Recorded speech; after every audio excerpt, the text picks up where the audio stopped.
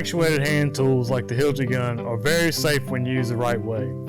These tools provide fastening into concrete and steel and are an excellent and safe way to get a lot of work done in a short amount of time. First things first, you need the right PPE when operating this tool. You obviously need your gloves, your hard hat, safety glasses with side shields, a face shield if you're working overhead, and hearing protection.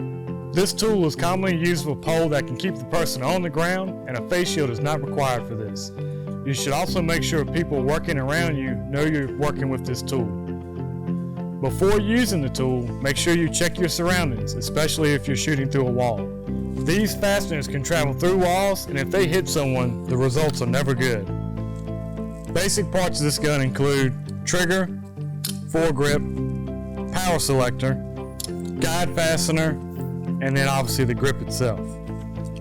It's important to make sure you have proper fastener and load selection for what you are shooting. When you're inspecting these tools, should they begin to malfunction in any way, just alert your supervisor and get it out of the field for repair immediately.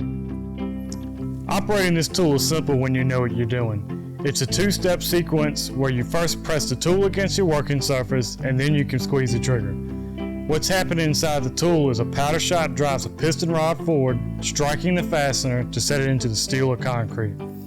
When firing, try to keep both hands on the tools and keep your elbows bent. Powder-actuated tools give off a good kick, and bent arms will help you handle that recoil.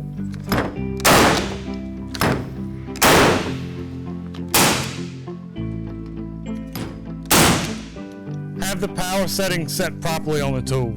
Make sure you're not overdriving or underdriving any fasteners. Never refire a shot that was underdriven. This can damage the tool.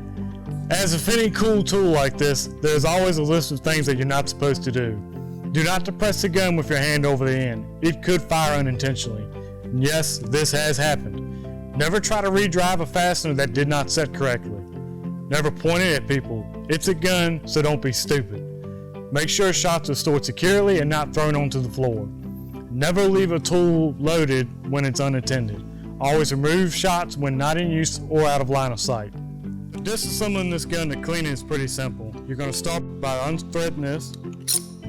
That's the rod and the guide housing. Then you'll move to the foregrip, unthread it like so, and then it separates. Now you're ready to clean and maintain the gun.